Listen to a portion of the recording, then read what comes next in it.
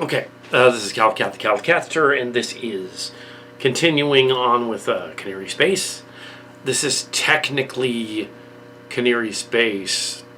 Uh, it's behind the scenes, but we're in post production, rendering the second pass of the first book, and then you get a third pass where you. So see, the editing works like we recorded just everything, right? And then you go back and you take out on the second pass of editing. You save it again, but then you take out all of the MP4 files. You take out all the obvious scene gaffes where the camera was moving somewhere weird and you didn't pause it. And we did it that way because the program is old. And we didn't want to just keep stopping the frames each time someone moved to another ship, because then if we try to take in 12 scenes that are edited down to 12 parsecs and smaller than 10 minutes, it confuses the program. The program is old. It's a 2015 program.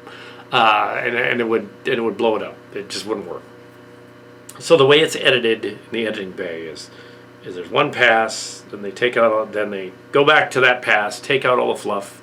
Then the third pass is the final pass where you set it up and you set it with the blocks and the scene breaks and special effects breaks for whatever ships and planets and things you need in the story. And we're technically, because this is technically still during part one, you could kind of add this to it, but it kind of is part two. But part one's not quite done yet, so we're in post-production, part one. And it looks like there will be an early render of this before Christmas. It's just, it's early December right now. It's like, what is it, the 3rd? Easily, but an early render of it by, so the Cohnirri Space part one will be out by Christmas. And the first one. There will be 2 more, because we looked through this whole thing, and it makes absolutely all the sense to do the rest of book 1, not necessarily do books 2 through 7. Just book 1. Book 1's the classic. We want to do the book 1. So, like we did with the Blessings Deferred, there were 3 books. Went out and just did sort of a motion comic talk rant blog about it, which bored some relatives, but was actually very well received elsewhere as a interesting little experiment in animation characters. Here it's a straight up sci-fi story. Here it's a Cohnirri Space. It acknowledges that it is a Star Trek-like story. It was since the beginning, the DNA of it. So is Starcrackers. They're both Starcrackers. They're both Star Trek-like. They've always have been. The original '84 premise of this, when I was a teenager, a young teenager, was that Space the Final Frontier. So I literally named it after the Star Trek tagline. And went from there. So that's like silly. And then it was Planet Com, and then it was Distant Cousins, and then there was a sequel, Distant Destinies, Distant Journeys, and Distant Planets. It's had several iterations over the years.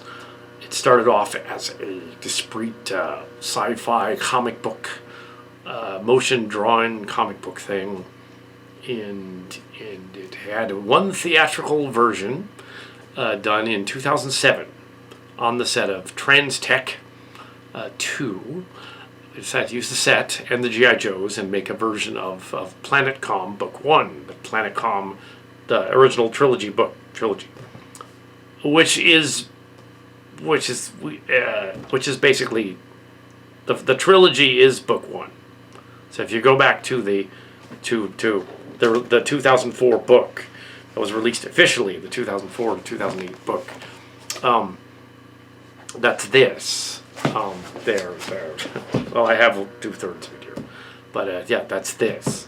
That's what was released as the book. The other books after that were taking elements of the later episodes from the 1990s that we produced alongside Starcrackers, which was also kind of a Star Trek thing too, and became Space Vanguards later. Gal Captain Mark's Guards, of course. That it was another role play thing that was going on at the same time. And this was this was supposed to be the lesser, less comedic version, more serious sci-fi version. Yeah,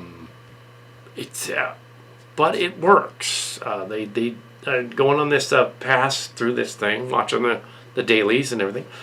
It works as an epic sci-fi space opera thing on its own, and the characters in it on its own, and you don't really. I know in the earlier commentary on the making of, I wouldn't necessarily compare this to even the Bioship episode, where they did A Distant Destinies, which was sort of a weird time space thing going, a timey-wimey thing going on. Where it seemed to be after the series, and they countered the ship from after the series. Maybe it fell through a time warp. It ended up in 2405, 2406, and they returned it to its timeline, and then created the universe as we know it, the Destiny's universe. This would be kind of cool. I mean that David Cassins in the story is actually like a Time Lord or something. It's funny that David Cassins at the end of that story was Owen Cervantes' action figure. He's the other guy. You might want to dedicate this to David's friend who passed away in 1995 to further hit home that you might do that. Joe Fernandez. That'd be kind of cool. Is it? Yeah. But yeah, he's but yeah, they so in 2007 there was Planetcom the movie, done after the storybooks. Not based on this, but based on the earlier scripts that became this. This became a 63 one-hour episode epic series by 2015. Was aired at 7 books, all in-house, all done in-house. By 2019, 2020, we put them out on Amazon. You can see all 7 of them. Because it was a series, and it went on to be a series. It was never taken up as a series. Starcrackers did a pilot. Starcrackers did a pilot in 1990s. It was unfinished, and it went on to be finished in 2005, around the same time, a little bit before. And then in 2011, polished up and then put on the YouTube as a sort of a failed pilot that we were in as film students, which was hilarious. It's great. Even looking back at the part where it was put up in 4 acts is funny. 4 or 5 acts. Looking back on that space bridge, like. But this one was never officially made into a pilot. Now this render here, for Christmas, for the holiday season, is the pilot that we never got, which is awesome. Oh, yeah. So I'm gonna green light immediately. Do the rest. Not the whole series. Do the rest of the book. Just book 1. Just book 1. So right after the pilot, film them back to back. We'll do the rest of these. It wasn't 8 chapters. It wasn't 8 hours. It was 11 hours. And we have done with this story arc here 3 of those 11 hours. Just 3. So yeah, 11 hours. Well, just a little under an hour each. This is probably going to, with the edits, there were edits in it. Some scenes were deleted. There's a scene in here later on that I'm going to delete, in which there's a scene when it goes to Mars, and there's a Mars character who dies and stuff that is not relevant. He dies immediately. The dinner scene is not relevant. Cassin's having bowel problems is silly. That shouldn't be in there. There's a couple of other things. When they get to the cat planet set, which I think will be movie 3. There's some scenes in there that you don't necessarily need, or at least the order in which they're espoused isn't needed, where you have flashbacks to what the Earth is doing and flashbacks to what they're doing. It's going to be hard to put that together, although when you look at this, the way this is structured, they do that there too. So it wouldn't be unheard of. You could use them anyway. Just if there's any like goofy scenes that don't seem to fit, just don't film them. You have easily with episodes 4 through 11, 2 more movies here. 2 more movies, a trilogy. We like trilogies, and that's what they were originally. It was a Planetcom trilogy. Distant Cousins was what it was back then. No, Distant Cousins. Cousins. So yeah, the Distant Cousins. We get an expansion of that universe. Thinking that they ship the Chimera A encountered in the Legacy. I think that ship was a version of it from that universe, and once they encountered the ship, maybe it returned to its own universe. Maybe it didn't. Maybe it went on to visit Discovery and became the ship from the Discovery era. It probably did, and it has a record of the bridge and on its thing in its museum on the ship, because the ship recorded what the Chimera and crew were like when the ship encountered it. Yeah, so the ship is doing something. It's kind of sentient, which makes sense. And we have an alien in here. We have Clark and Dar. There were 2 different aliens, and we weaved in an Earthspark character to play them, just because we didn't have that action figure. It doesn't exist. We made it be the transgendered Earthspark Transformer. So, and that's funny. We also have the Cassins and crew, and we have Leo Starro returning as the Leo Starro / other guy returning as the action figure to play Gordon Cervantes in it. And another version of him playing the Shadow Dancer version is playing like the other Cassins. They're not Cassins. Everett is playing Everett. Cassins is the other guy. Cassins is the bald guy, and Cassins, David Cassins, is also the bald guy. Picard and the Doctor. The Doctor is playing Tom Cassins. Sometimes the voice goes out, and he just has a normal, not British voice. But I suppose that's okay, because he's sort of like, it's all right if once in a while yes sir is just flat out English yes sir. It's fine. I wouldn't go back and record the voices again. That's perfectly acceptable. Sure, why not? Yeah, book 1. Don't worry about the other books. Just book 1. In 2020, 2024, 2025, and then go on to Starcrackers book 1, and just that one. But that's the good one. After that, it kind of falls off a little bit. It's not as good. It was fine. But yeah, so you have, not that it isn't good, but it would be confusing and multi-generational and weird, and you'd have to explain why 10 years went by and everyone's older and some of them have kids and stuff, and you don't really want to deal with that, do you? Generational. Also, a lot of the behind the scenes tried to compare this to other sci-fi to make it sound more like it fit with them. You don't need to. It's not New BSG. It really isn't. It's more fun. New BSG was very dark and sardonic and trying to be serious, and at the same time had these silly Cylon people that were also trying to be serious and evil, menacing. This one just loves the menace and it makes fun of it. It's not wicked, clearly, but that we just saw. But it's yeah, it's like clearly it's tongue in cheek. It's in some ways you can compare it to some of the Zack Snyder stuff if it wasn't angsty. And it's not angsty. It really isn't. It's a large body count off screen, but yeah, it's not angsty. It's not like something that pretentious, or it's not like Gladiator or something.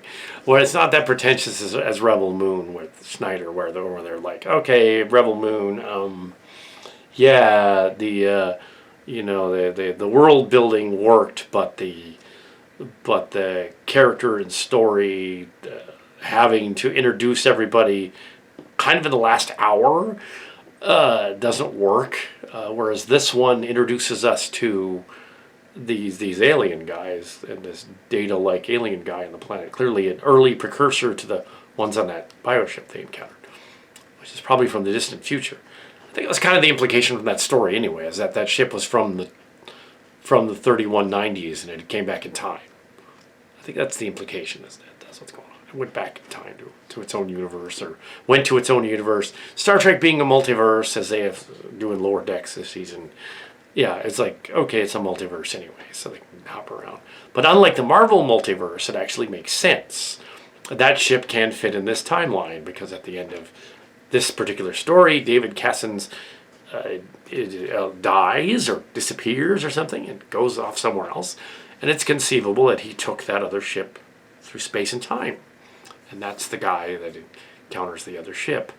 Also, the ship copied the other ones, the Shadow Dancer and Owen and all of them. Maybe it mixed them up a little bit too. And it sees the other, the Riker Owen Cervantes guy as more of a David Cassin, and calls him that anyway. Even though he isn't really. It doesn't matter, because it's just another part of that universe. So it doesn't matter what that ship was doing. Distant Destinies is just a fun aside where the Chimera encounters a Distant Destinies Cohnirri ship, basically. Just to say that, yeah. Cohnirri time ship. Yeah, and encountered it. I liked how the sets were rebuilt for this, and how they emulate that ship when they're in the briefing room scene. They have this wall, and it's all done up just like that bioship, so fans can go like, ooh, is that actually the bioship in its present form, and in the future it's the other ship? Yeah, I would say more that it's a class of ship, because the Majestic is described as asteroidal or rounder kind of, and this ship is described as starfish shaped, and I don't know how they're going to build that model, but you need to build that model. I'm not saying build it to scale, because it would be the size of the room, but you need a version of the model, at least 18 inches, 2 feet or so. Have the model with the spikes sticking out of it and stuff. It can be more squid-like than starfish-like, just because it's easier to build a squid than a starfish. Point here. Yeah, don't just get a Christmas ornament spray painted, because that's what it was in 1984. It was a Christmas ornament.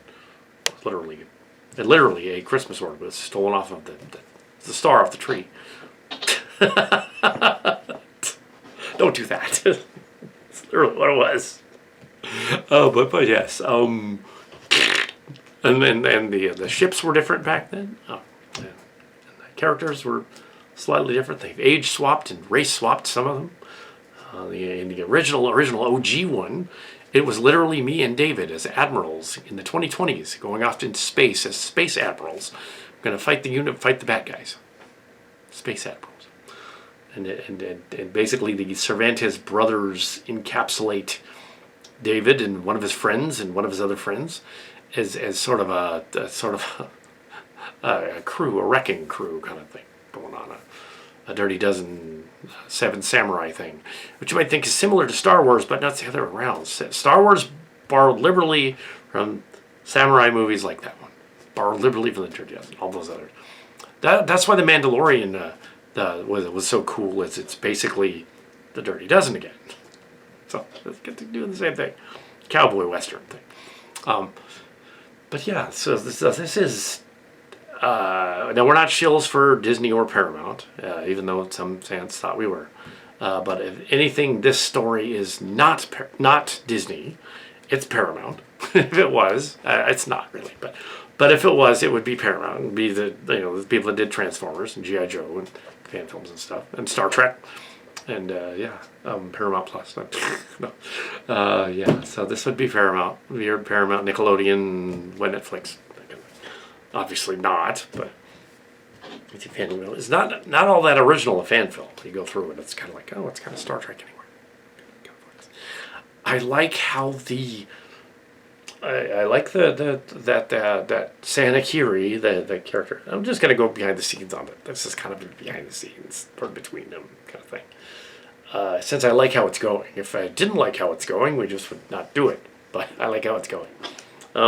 So go through this, do that.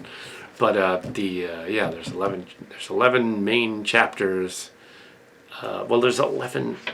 Yeah, there's 11 stories, 11 1-hour stories. So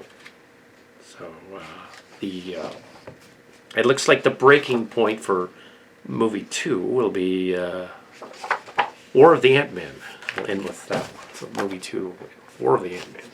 And then the last one will be these ones, the planet and the mothership incident and the cat. This is the War of the Ant-Man. That's the middle one, the darker middle chapter. A little bit of the cat. So it's a mini series, kind of. Consider it a mini series. In the tradition of that Sentinels one we did. That was great. I like that. Sentinels one was great. But this isn't someone else's fanfic that's been rejiggered into Robotech. Rewritten into Robotech. This is one of my stuff that's been rewritten into Star Trek. Very few changes. Decided on Vickers becoming Viklund, and then oddly enough being cast as a Whoopi Goldberg a Guinan figure. And if it's another Elorian, that would be interesting. So yeah. So whenever they kill and it opens another Cillian thing too, because when they kill a Cillian, because they kill some Cillians in this, they come back. Also, there's this one scene in here. I noticed that Everson from the Chimera, original Chimera, the Chimera movie, is in it. He was originally on the Enterprise E, but maybe he went to the Chimera after that. And he gets killed by the bad guys in the story. It was originally supposed to be Barrister. Henry's back, but we haven't made contact yet. But what we do, we'll let you know. But Brister, the character was based on, is back. But yeah, he was acting more like the other guy. Anyway, so yeah, it's Everson, and he is Cillian. He does Cillian things. Visland is not going to last long. The War of the Ant-Man and the cat one. And then there's the other ones. It is a little screwy. The world building works, though, I think. It is a little screwy in that the Space Forces doesn't seem to have a lot of people in it. Common in many Star Trek episodes as well. They would go down to a planet and go, like, oh, we're going to meet with a planetary leader or something. And it's like, even on Earth, that makes no sense. It's like, okay, who are you going to meet with? The UN? Who's going to pay attention to you? You beam down to the planet. Or you're just going to go to a village somewhere and assume that that's the people in charge. Yeah, it's often a trope of that. Something that they spoof but don't spoof right in Rebel Moon, which I'm comparing it to Rebel Moon. But no, this is better than Rebel Moon. This is something that was written based on an earlier stuff that we did, and Mike Slater was involved in the earlier stuff. But there's very very little of this story so far is Mike Slater. He comes later in the stories. Although he was gone by 1985, he went on to high school somewhere else. I was in junior high whenever I started the story. It's one of my earliest works. The earlier version. This version that's the Space Commanders meeting was originally 30 years long, and it was like a Heinleinian, not so much Dune, but Heinlein kind of thing, where it was a bioship, and they were on a ship, and it was a generation ship. It's going on forever, and it gets to Earth 30 years later. Then it was whittled down to years, and then months. Months. So keep going. Movie, I just filmed the rest, and it's not really Heinlein. So it was changed. And Mike Slater was later. He was involved in the Catman story, the story with the cat people and the cat aliens, because Thundercats. Yes, unlike Cameron, we acknowledge, yes, it's Thundercats when they get to the cat planet. Anyway, so yeah, that's it. At the end, I mentioned Heinlein because he did time ship stories or generation ship stories. It's not Heinlein in the misogynistic sense. Yeah, not that. So yeah, I also mentioned it's comparable to the Thundercats and stuff. I think Thundercats actually came a little later, so it wouldn't be Thundercats. It would just be cat people are cool. Well, yeah, so it was a little later. But it went through many revisions and such. It's not really that either. It's its own thing. It's as if you're doing a Star Trek like sci-fi show, space epic, where your first like basically first act and a half are basically in part one here. Are set on an alien ship from the alien ship's perspective as they're going along, and they figure out halfway through. There were a couple of Next Generation episodes. The original First Contact was kind of like that. About a third of the episodes, or they're in disguise as aliens, and then Who Watches the Watchers was a similar one like that. Insurrection was similar to that. Star Trek Insurrection. Although Star Trek Insurrection, many of the fans think that was one of the weaker ones. I kind of liked it. But anyway, we're not here to describe the Star Trek Insurrection, but this is clearly its own thing. But the things to compare it to were just some of these other things. It's not really Star Blazers. It isn't really Yamato and Robotech. There's really no love triangle, which there would be in something like that. It'd be a love triangle. Wildstar and the girl and the guy, or Rick Hunter and the two girls, or something like that would be happening. And that's not really the case here. And there are comparisons to some of the Snyderverse stuff, only because he tended to do similar things as well. But I would say this is way better than Rebel Moon. Yeah, even the footage that's been shot. That was a travesty. And the thing that didn't work about that, and it's not a review of that, is that he addressed the character development like halfway through, and what they developed wasn't interesting. That was the problem. Whereas this one is interesting. We get to meet this alien commander guy and his crew on this ragtag sort of refugee ship, Magnificent Seven style on the ship. They're going along, and there have been there was Star Wars stories that kind of did something similar.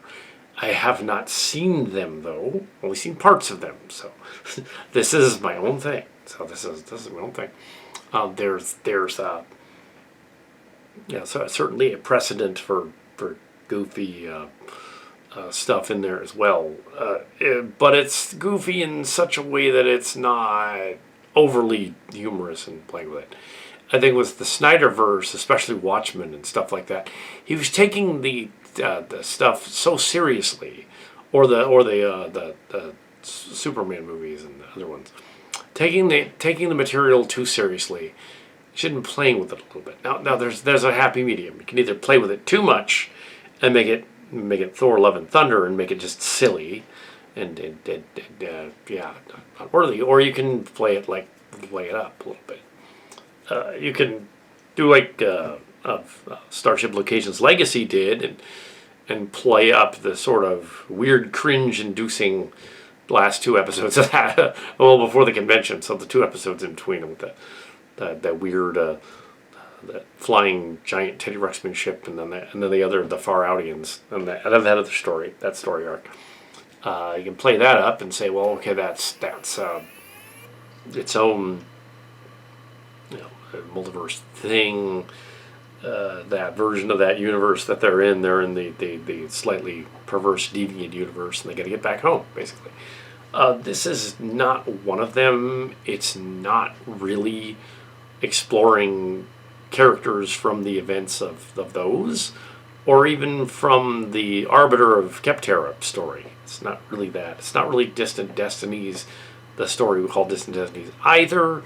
It just has some pieces of that. I would say, as well, that ship is not the Majestic. That ship is it's a reflection of that timeline rebooting itself. Probably what happened after the Chimera, the second Chimera left them.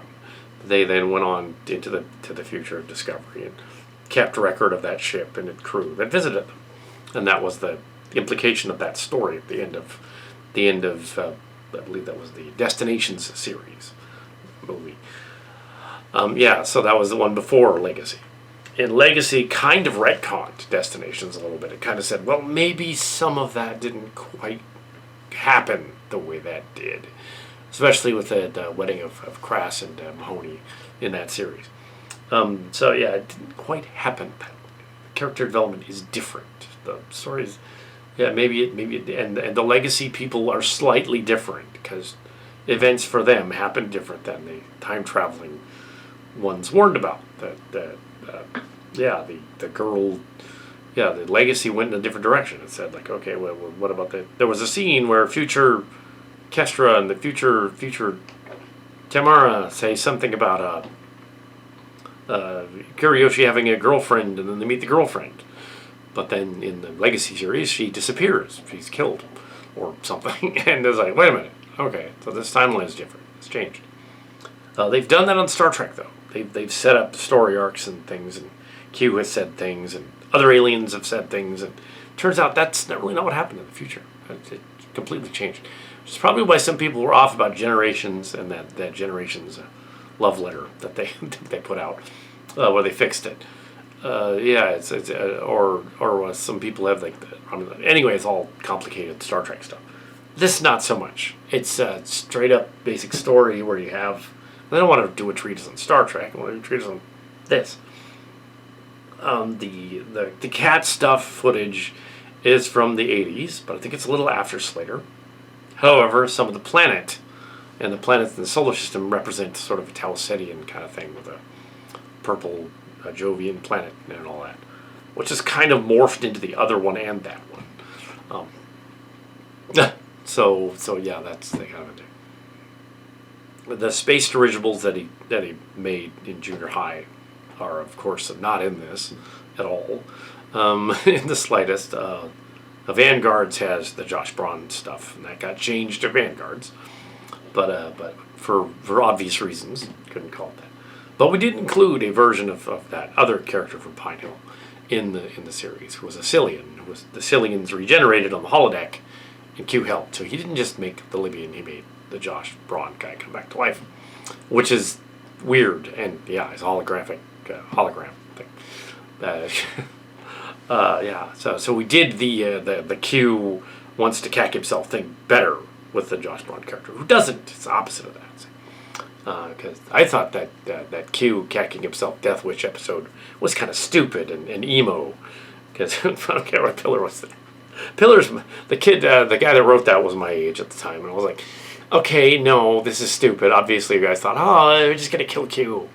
Like, no, that was the original plan. They just wanted to do that. As Steve Shives put it out in a review of that episode. That was kind of their plan. We were there, and that was his reason. He wanted to, Anyway, that's not the case here.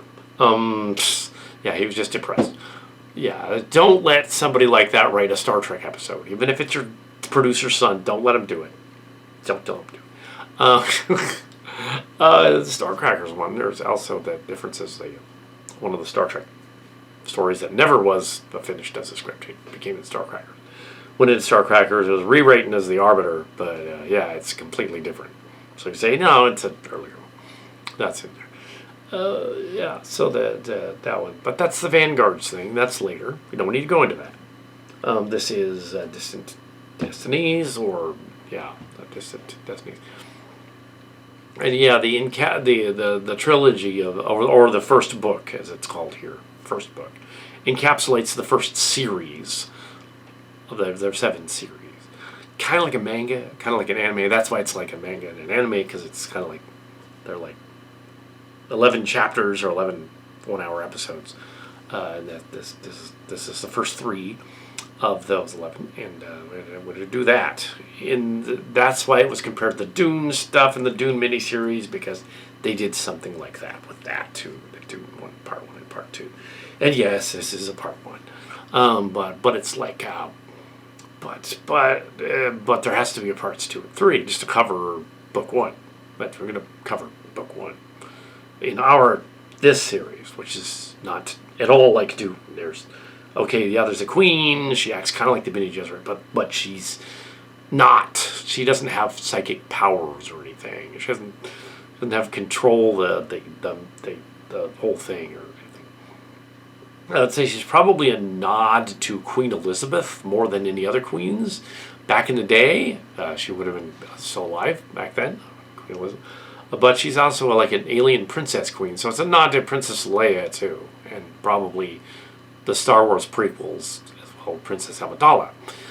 So it's a little bit of Star Wars, but not directly. She's an alien bug creature humanoid bug creature. So that's different. So different enough. So yeah, you've got yeah. So there's other plays and things going on at the same time this is going on, and yeah. So but this first story, we're going to get it done by. It's going to be out by the holiday season. You get to see it, and that's awesome. The other two, we'll worry about that after the first of the year. How about that? Kind of like last year with the other. Yeah, we finished up Blessings of Her. That one was easier because we just basically. It was basically an audio book, but with some visuals thrown in. That's how that should be treated. If you ever find Blessings of Her out there, I think we put it on an archive channel at this point because it was taken off the other one. And if you watch that, it's a audiobook, but I put some visuals in it. It's an audiobook. Yeah. It's treated as an audiobook. They're reading the audio from the thing with no breaks, just straight through, you know, whole 3-hour audiobook. Fine, cool. This is longer than that. This is longer than that. So this is Act 5 of the scenes that need to be second passed. This is second pass, Act 5. And as we go over this is technically not to be added to the making of this movie. It is technically afterthoughts after the movie's in post-production, because it's now post-production. So you can include it as an extra aside. The making of is long enough as it is. It's about 2 hours and 13 minutes, something like that. The movie is probably going to run about 2 hours and 12 minutes. Not 3 hours. It won't be 3 hours. Yeah, it definitely will not be 3 hours. Yeah, so yeah, if you put the 5 together, you get probably about 2 hours. And that's fine. Also, earlier I suggested, yeah, you need a ship. You need the Kaleen or something to represent the Kaleen or the other ships. And it can be creative, certainly. But don't just get a prop from a Christmas store and spray paint it green. It's not going to work. It will look like that. It won't. It'll look like the OG one. Also, most of the ships in the 2014, the 2007 one were a 2007 one, Planetcom, were props from the early stages of Chimera, the movies, the early Chimera ships. The Trekker and the Cillian were turned upside down and weren't painted yet, so they were in the movie as the ships. Later on, and as was pointed out, it's only been an hour or so since the last comment here, that technically the 2023 one, late 2023 one, Distant Destinies, using footage from the Robotech one, was the last time we did something like this in this universe. It was kind of paving the way for this. Could we do a Distant Destinies thing based on the books? And yes, that one, if anything, was set after these books, in a sense. But yeah, so that ship is afterward. That Cassins is the wrong Cassins, but so what? It's another Cassins. Maybe it's the sun. Doesn't say. But that's fine. That other story is its own timeline, its own ship. Maybe it came from another universe that's parallel to it. And these guys refer to the Vanguard at one point in here, as if they are aware of the Vanguard universe, which is kind of funny. It's not supposed to be Earth, not supposed to be Alpha Centauri for the Litgra and Dargrai planets. Not supposed to be Delta Pavonis, Gamma Pavonis for the Carlot planet. Not supposed to be Tau Ceti for the Cat planet. Not supposed to be Vega from the Domasik planet. That kind of thing. It's just a similar area of space. They're closer by, so they can get there. The ships, yeah. Also, when you get to the ships, the Davies, I know the Adamson and the Davies go back to the OG series, but nobody's going to get the joke. So instead of that ship being the Davies, it's the early Discovery. Because we have the model made of the Discovery. Let's show the Discovery. Just the hero ship later, a little earlier. So yeah, the two hero ships story. are slightly different. One's the European Space Forces Discovery. I think that's what it is. Yeah. And the other one. So, yeah. And then we'll go on and do the other two. We're going to put this thing fully together, put all the effects in, put all the ships in, to finish the story, put it out. Then, start on 2 and 3. 2 and 3. I don't know how we're going to show a space battle, but because you downscaled the whole thing to the point that it could be a Star Trek space battle, yeah, you can do that. It was too big before that. Ships were many miles across, fighting other ships that were many miles across, and it was like this massive Robotech thing, kind of like the end of Robotech. Do you remember Love? But Macross Do You Remember Love was revealed later to be a dramatization of the events of Macross, the original from Robotech. We call it Robotech, they call it Macross. And a dramatization done 10 years later, after the SDF-2 left. So, in that universe. And that one, Rick Hunter did. Well, Lisa Hayes disappeared, but Rick Hunter did. Max Sterling stayed behind, and Lisa Hayes disappeared. Different universe. But that's a different universe. And also over the Trans Tech Land, apparently the Hasbro people canned their executive producer after Transformers 1 didn't do so well, although Transformers 1 kind of has the same plot as Wicked. Yeah, hero and the anti-hero are best buddies, and then one of them turns evil. Of course, they could go back and say, well, the plot of that is Shakespearean. It's a Shakespearean classic drama idea. Actually, it's Greek tragedy too. It's a little bit Greek tragedy too, and Shakespearean tragedy later on. But yes, the two friends that become enemies and they have to fight each other later. It's like, or they kind of don't though, because in the Wizard of Oz.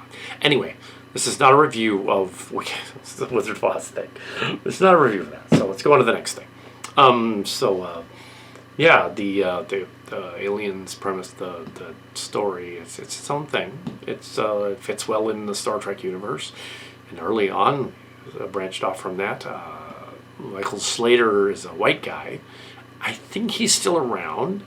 And I could have sworn he was at least one or two of the YouTubers back in the day who were doing like stuff like Vine Sauce and stuff. The Vsauce, not Vine Sauce, Vsauce guy. That was a Michael Slater years ago. Probably was.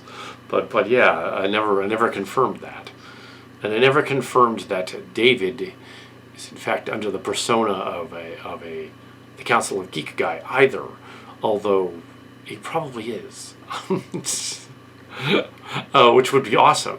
That'd be awesome. So, and no, there's no relation to Jesse Gender at all. That channel, no relation. But no, there just isn't any relation. That character was included in the convention story because it was funny, because she suggested it. We're commenting on there. Oh yeah, include the kissing scene. That would be funny. But make it the reverse of, like all the right wingers will expect we'll be expecting that to happen, but make it like a joke, like they're like nobody's interested in what they're doing. Like they're not grossed out, they're just not interested. That'd be funny. You gotta make the joke funny. Okay. So they're like, ha. Anyway, that was another story. That was a convention. And weirdly enough, the convention story was similar, which was the last Legacy episode, similar to what they did with the memory wall and Shatner going to the other universe to meet dying Spock. Very similar. So either they got a hold of our thing from 5 months ago or so, 3 or 4 months ago. No, at this point, or not. About a month ago, there was one of the creator producer people on the show came back and wanted to do a Legacy episode. So we haven't written that, so we're gonna go on with this. And if that gets written in the meantime, then shoot that too. But I think we're gonna wait until all of these are.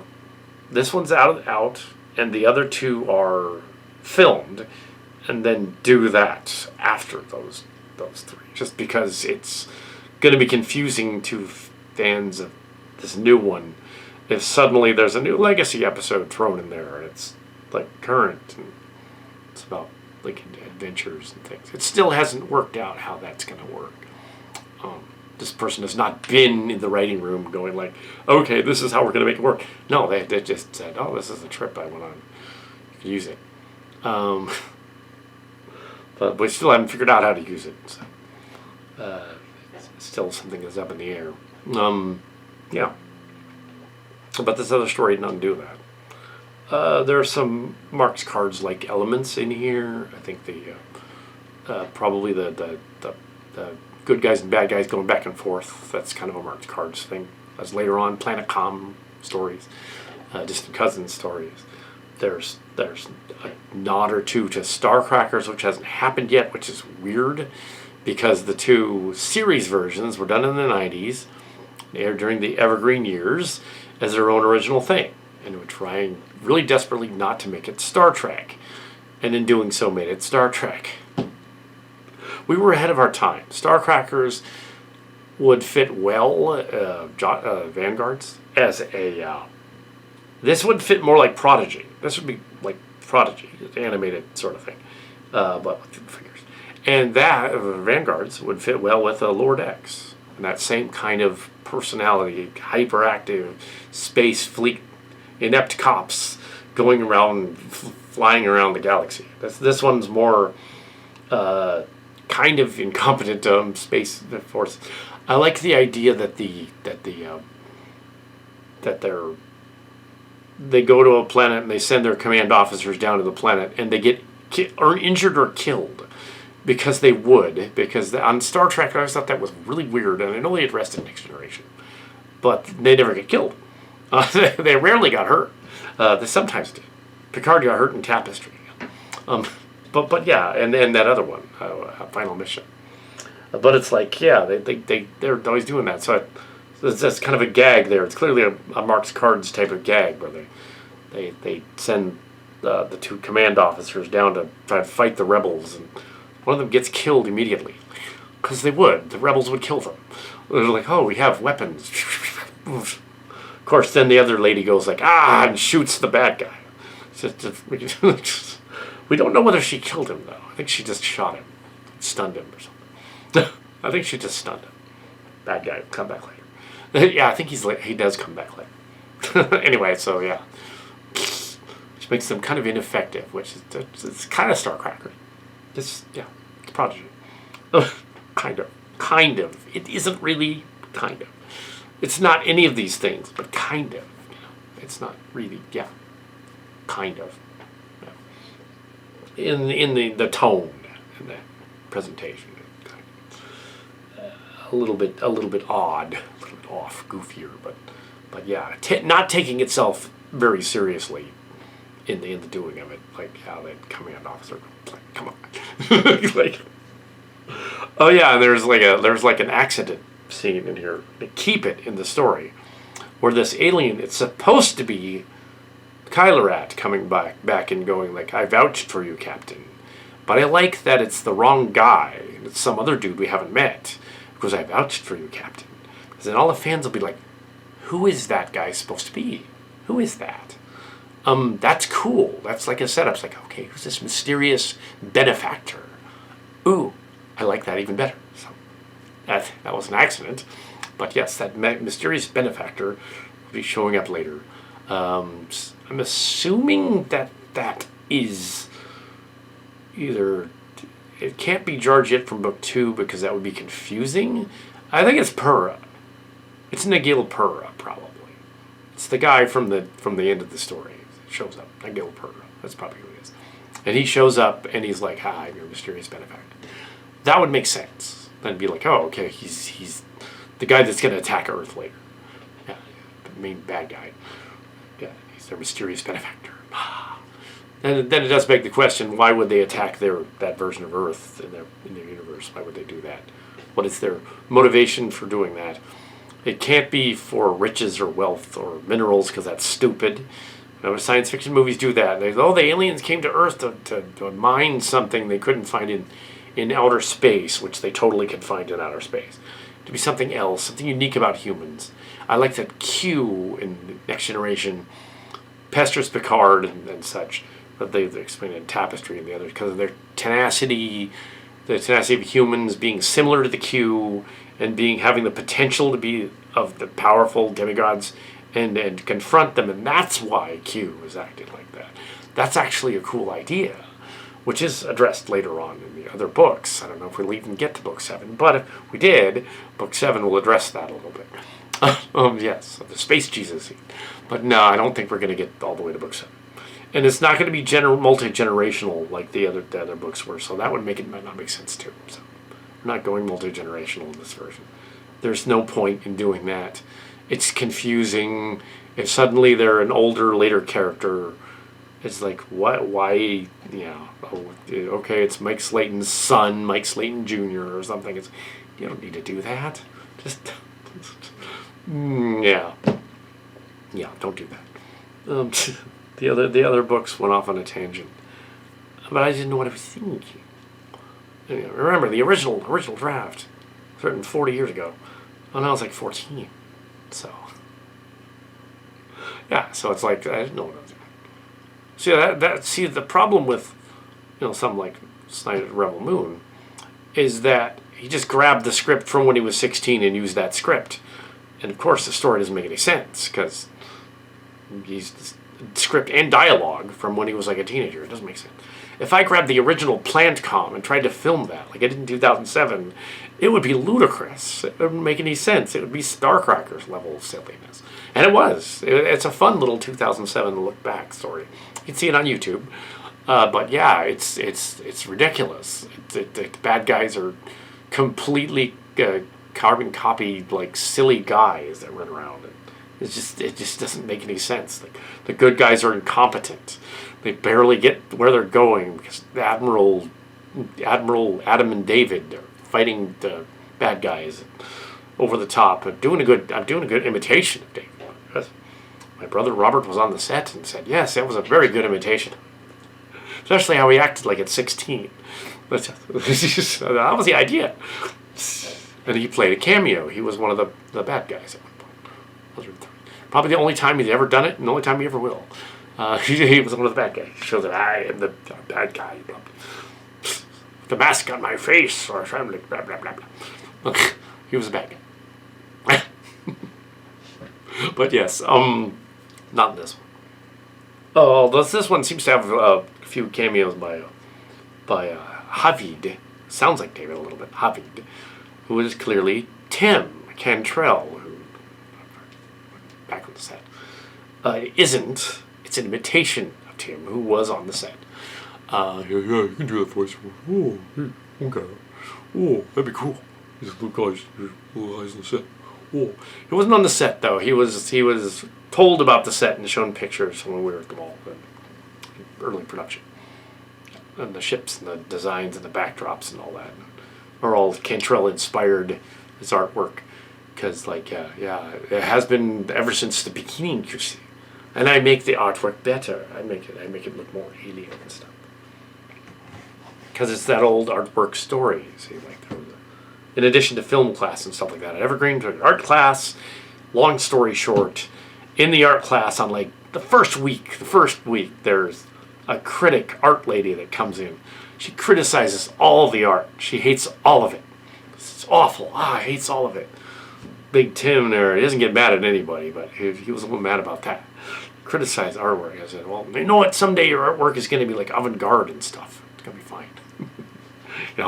And after the class, we were thinking, what your word is minimalistic, but with a realistic spur. If you'd said that, minimalistic with some proto-realistic sci-fi 50s elements thrown in, and she would have thought you were really, really smart about the jargon there. That's what it was. But it works great in Transformer movies and Star Trek movies if it's done with the action figures. So we're using that artwork to this day on the set. Now there's been other art inspirations. He's now 14, but there was then a 8-year-old Donovan who inspired the other stuff. 10-year-old, 9-year-old, 10-year-old. Inspiring the Transtech, the stuff from 5 years ago. The look of Corrosion of War Without End in that series, the mush. He also inspired that. And before that, was Philip, who was now in his 20s. the other nephew who inspired the nephew.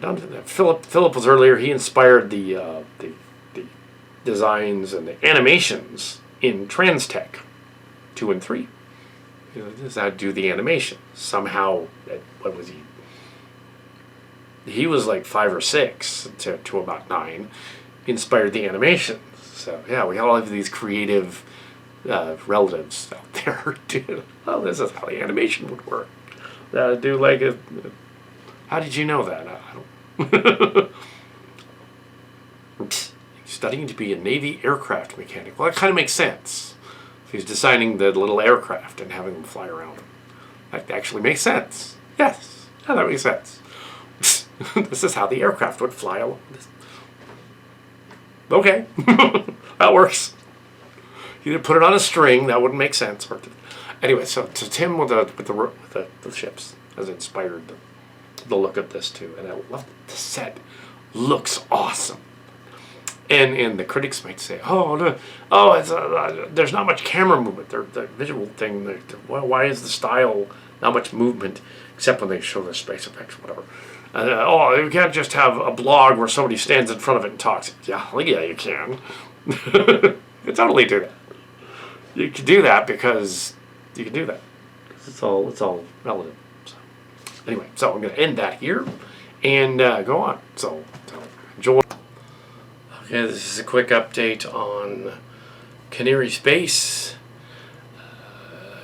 Mark's cards I met this evening. We've often discussed the Cohnirri Space stories over the years, doing some sort of an adaptation since 2007, and now this is finally in production. It is agreed that we will do the first book. This is only the first third of the first book. We'll do the other 2 thirds as 2 different. So there'll be a trilogy of movies. Afterward, that will be followed by the special episode. The episode of Legacy, which takes place 70 years earlier, back in the present of Starship Legacy, and that will be Mark's card's suggestion. I like it. The idea being that sort of a pre-origin of this and the Vanguards thing, which is coming later. In that the Brazil Amanda trip thing was funny, from what I told him about it, and she goes to one of the Cohnirri planets in the story instead of Brazil. Well, it had to be a space planet, obviously. It had to be fictionalized. Yeah, she goes to the Cohnirri planet. I'm assuming that there will be another one after the Starcrackers one is done, and then there will be they'll go to that planet 70 years earlier and go visit that planet before the events of the series by several decades.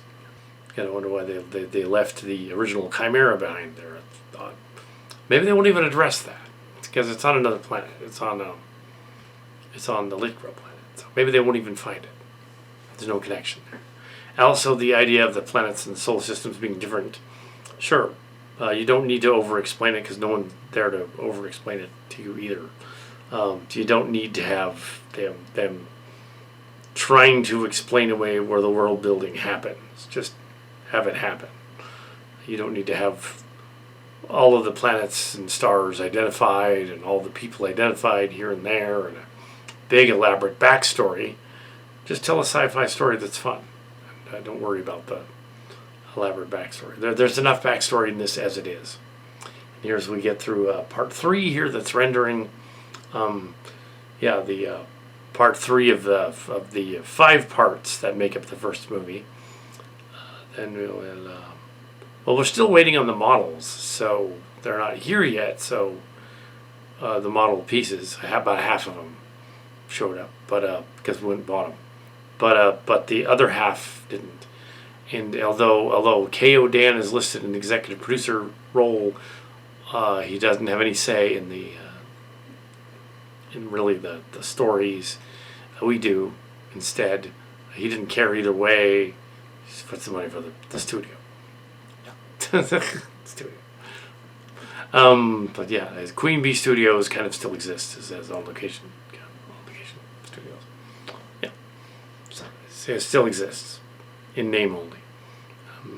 So we have, yeah, you're going to watch the daily thing here. That's rendering. And, yeah, so we're going to go ahead with Cohnirri Space. The other two. This is because we don't have the ships yet. We can start on part 2 until the models arrive. Sure, why not? But we want to finish off the first. We want to put the movie together, a rough cut of the movie, and have it set up to go before Christmas. And hopefully it will be before Christmas. Models will be here. We can go on and do them. And do the film. Yeah, we had to get ships. It was decided we had to get ships because, yeah, as Mark's Cars mentioned, in total agreement. Yeah, if you use your Starship models from the Star Trek story, it's going to be confusing because they'll just think, oh, well, why are they still using those? Some of them can be used in the background, some of the Robotech stuff too, but don't do too much of that. I think actually the Zentradi mothership, that goofy Zentradi ship, that could be used as a Letamok ship, because that's weird looking. So use that. But yeah,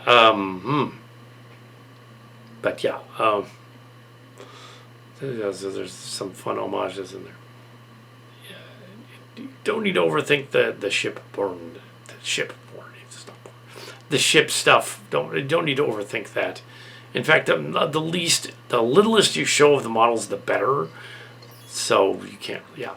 So you can tell that they're cardboard. They're wood. Yeah. So that's it from there. Yeah.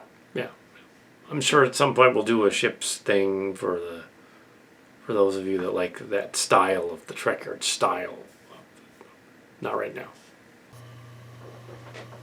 This is Calicat the Calicatster. With this being the last of the third pass complete, then you can assemble the movie, the first Cohnirri movie, into the yay. There it is. We assemble it. The wood for the spaceships has not fully arrived yet.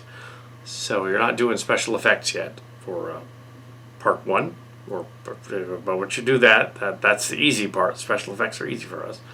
Once that's done, you can go on from there. Just make a rough cut of the film and go on from there. After this, put up a rough cut of how long it's going to be. It's going to be about 2 hours. The trilogy, the Cohnirri Space. The Cohnirri Space trilogy is of course just book 1, which was very long. Book 2 is shorter. We're not going into book 2 or the other books. We're going to do the other story next, and go back to the Space Vanguards after that. So yeah, we're going to we'll be striking the sets to set up the space set to film the space footage. We'll assemble the models and then do the space footage. Then setting up for the fairly cheap and inefficient other story that I don't think is written yet. So what you might want to do is you might want to reassemble some of the sets for movie 2 until that other stuff arrives and start shooting some scenes for movie 2, teaser and some other stuff. Movie 2 is the middle of the book, and it's the arrival of the Cassins and crew on their ship doing the Star Trek type of thing. Kind of turns into a Star Trek thing. Movie 1, cursory evaluation of well, not a cursory, but an evaluation looking this over. Actually, it was not cursory. That would mean less than thorough. It was quite a thorough evaluation of this story. Indicates, about 2 hours. The film was about 2 hours. It's not 3; it's about 2. And it should be. This last part with how is 50 minutes, and it's a half an hour. It's a half an hour. So, yeah. Yeah, so put the special effects in. Don't overdo them or overblow them. Just as minimalistic as possible. We're not trying to do a Trek Yards display thing saying how awesome the ships and designs are, because there's. Yeah. And there are clues and hints and gags about the old Starship Chimera that's found in the system on one of the alien planets. There's a gag about the Draconian Queen. She's a Draconian, apparently. Ladamok, somehow that's a thing. It makes them more like Orions than Lithians, but that's fine. You reference the other planets. They reference Vanguards as it's the other planet, the other similar Earth that they've encountered. Apparently they've met them at one point. There is no need for the Vanguard story to take place 8 years after this one in the timeline. Mark's cards and I discussed that. I said, why is it? Yeah, you can decide when the timeline happens. You're writing it. Just maybe it's the next year. It's within the same timeline, and everything's happening to the other planet that happened to this planet. That's just right after this planet. It's like it's a Colony Planet episode. It's a Star Trek episode they wouldn't normally do unless they were doing a full series and they wanted to go to a colony planet and hang out there in disguise or something. They mention the Majestic, the time travel, the other thing. They mention other Cohnirri ships. So the Majestic is not the ship that Cohnirri ship from Distant Destinies, the Destinations episode. It's another one that they encountered. So they've encountered them before. But this is their planet. This is their version of Earth and all that. The one that they encountered in that story was a devastated Earth. That was a future paradox timeline thing anyway. So actually, there's a way around that. You can just say, oh, that other story, they did a time warp that made them go to a future after these stories ended, or it was a time ship.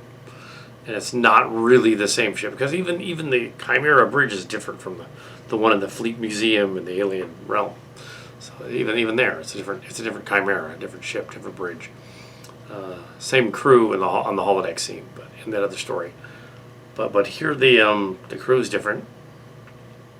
They're similar. It happens to be that the ones that were dead on that ship were very similar to the ones that died in this story that were killed off, which is interesting. It's a coincidence, probably. Maybe this ship is a preserver vessel. That ship that they encountered, the bioship, maybe it preserves the dead guys on the bridge of the other ship. Maybe that's what it is. It's like a preserver vessel. It's cool that you were able to rebuild sets and designs and models, and that the Cohnirri ship, when finally revealed its meeting area and its cargo bay and parts of the brig and the other stuff, resembled the ship from that story. So you could go back and look like, oh, that wall looked like that, yeah, and that bridge looked like that, and that corridor looked like that, and where they kept the morgue, that's similar. So all that stuff, yeah, it's similar. Yeah, I guess it's the same place. That's or similar class of ship. Even though the ship in the story with the Cohnirri ship, it looked like the bioship from Robotech, because that's the model we had. So this is a different ship, clearly, with different properties. But yeah, the sets were similar in this one. Now you could use bioship footage if you want to, I guess. They never showed all of it, so just some pieces of it. So you technically could do that and get away with it and say, like, oh, the whole thing really did look like the starfish-shaped ship. You just didn't get to see the whole thing. You just got to see pieces of it. You could pull that off. Yeah. But yeah. So it's fun. Yeah, you don't need to change anything. Also, there was a character, the Tom Cassen's character, who during the editing of this last act here today, there's 5 acts, but 4 and 5 are together, and so movie 1. Well, there still really isn't making a movie 1. This is post-production.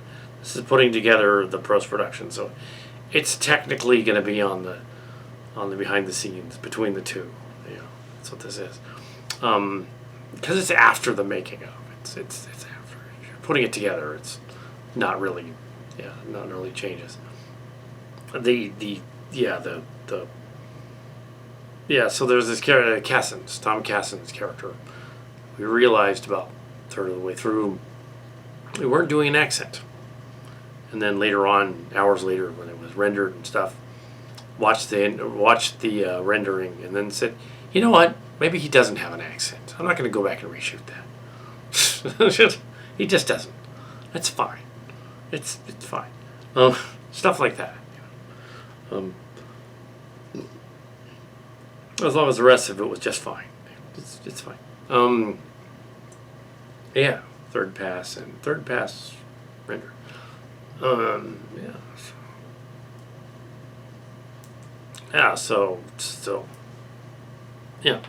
Cohnirri space. It's called Starship Locations Cohnirri because calling it Starship Locations Cohnirri Space is a little long-winded.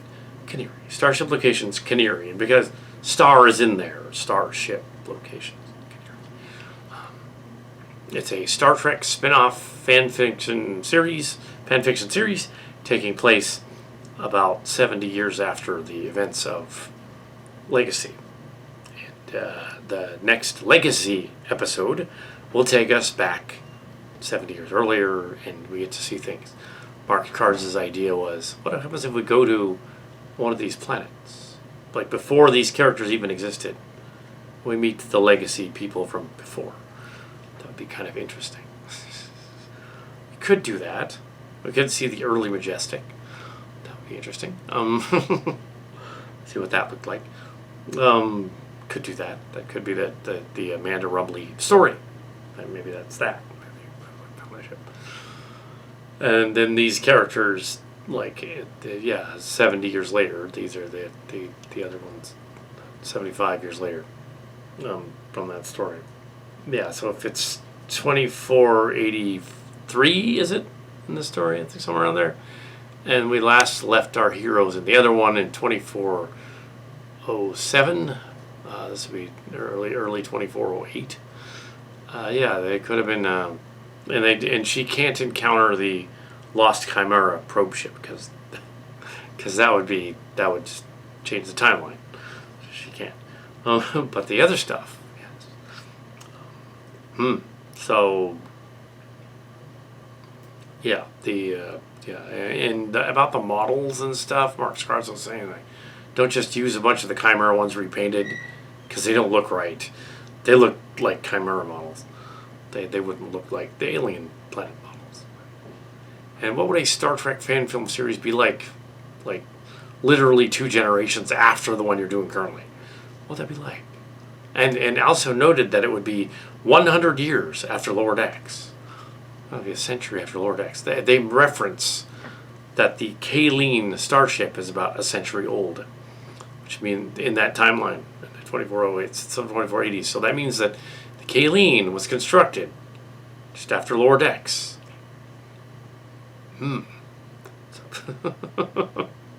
So it'd be a very new ship if Rumley encountered it. Well, years and years ago. And there'd be no record of that because they said in the beginning of this story, the Perkak and the crew were killed by the Letamok. Dotal came on board. And he took over. The Cohnirri took over. So he doesn't know who they... Yeah. Which could go with that other ship, but it doesn't. Unless this is the bioship the whole time. And it's just the bioship going on its bioship missions. And, that's probably, is that connection to stuff. But yeah, our heroes in this story would not know what happened to them 2 generations earlier. It'd be their ancestors that encountered them. The Lost Generation. That's a good title. Let's call it that. The Lost Generation. Then you could do the Starship Locations Vanguard stories, and do 3 of those because that's that novel, and get done with that, and then you can turn around and do a crossover, in which they, because it's unlikely you're doing the rest of the 7 books of Cohnirri Space, because that would be insane. That would literally be 21 movies, full length, and we're not doing that. No. 65 episodes an hour long. No, we're not doing that. And besides, the other episodes are not as good as the first one until you get to the 5th, 6th, and 7th books. And do we really want to do that? Do we really? Probably not. And they'd have to be generational and problematic. I was comparing them to Dune only because the Dune books are kind of like that. The first one's the good one. The other ones are a little weird. The first one's a good one. But it's kind of like that. It's kind of like, well, yeah, it's like that. 2001 is the good first book. The first Game of Thrones is the first book. The good one. Other ones after that. That kind of thing. People seem to like that sequel. And it doesn't matter. So here is Cohnirri Space, and continuing the behind the scenes, heading from movie 1 to movie 2 of book 1. Yay. Huh. So this is Calicat the Calicatster, and I was reviewing, before we go on to the other thing, we're in production on the Starship Legacy thing, the new one, which is going to go alongside the other one. They're both coming out at the same time. So Star Trek Legacy's premiere of this season, Starship Legacy, will also be followed by the world television premiere of Cohnirri Space, Starship Locations. And so this is a television premiere. Yeah. The world YouTube premiere of, not on YouTube TV, but just a YouTube thing. But yeah, it's technically TV, sort of. So we have all of the things in productions going on right now. There's plays and performance going on tonight and tomorrow. Completely different and irrelevant from this. What you have with that story is what you have with the Rumbly story arc, twists and turns. And Mark's Cards with you yesterday went over that a little bit. We didn't watch the footage, but I told him about it. And it was an agreement that certain things would be changed to make it a little more fun. It kind of is a Christmas story. They both are, kind of. But kind of loosely. They're not really, they don't have the stigma of being that. They just are about reconciliation and thanks and that kind of thing. And that's very, very holiday spirit type of thing. So holiday special, but not like the Star Wars one. So here we have footage from the making of the last 10 or 11 days of behind the scenes, continuation of behind the scenes making of footage. So this is tacked onto that. Don't upload and make add this on to the making of the initial first movie because it's, or onto the second one, but rather this is a supplement to the first one. I just wanted to say that. So this is a supplement to the first one because it was still technically in post-production, and the two of them are in post-production at the same time. So they're both in, well, the other one's in production, but the other one is done ad-libbed via a series of 37 pages of notes. And so that one is easy to do, and I've done most of it already. So I'm going to go back and fill it. But this is not about that. This is about this story.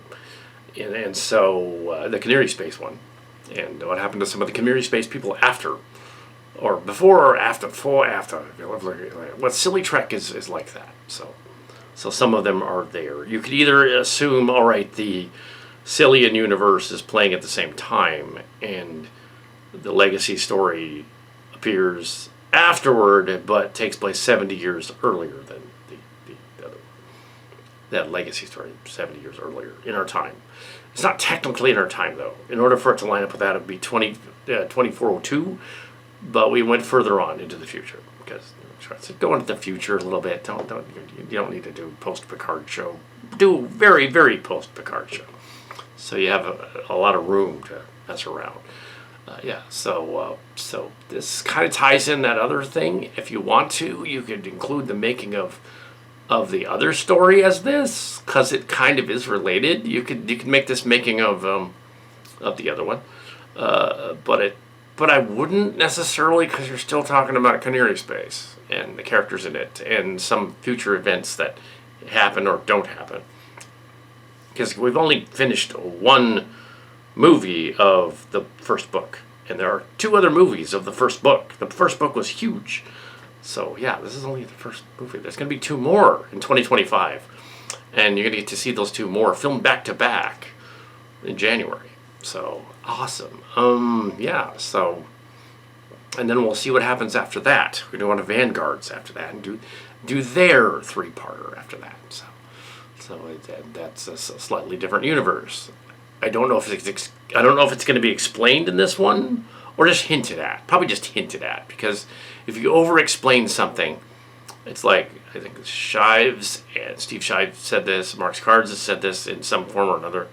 Over-explaining it where you have to do homework to watch a show, don't do that. Too many that's what he meant by the member berries thing. It's kind of the same thing. You don't need to do homework. Just watch the show, have fun watching it, and if you get the references, cool. But you don't need to get the references. Cohnirri Spaces, it's a fun story on its own, and you can enjoy it and say, like, oh, I have no clue as to who these Star Trek people are, but that it's still fun. You can say that. You can say, oh, it's still fun. I don't know what that is. And then you might want to go back and say, oh, okay, what was Legacy before that? What happened with them? Where did they go? Well, they didn't end up. They didn't go. They're still around, and there's room to go back and forth and stuff. So, but you hardly ever go back. So, yeah. So that's all this is. This is just the making of movie one. It's not two yet. It's the making of movie one, Cohnirri Space. The other thing is the other thing, and yeah. So I'm gonna tack that on here, and then. So enjoy Cohnirri Space. It's awesome. Yeah. So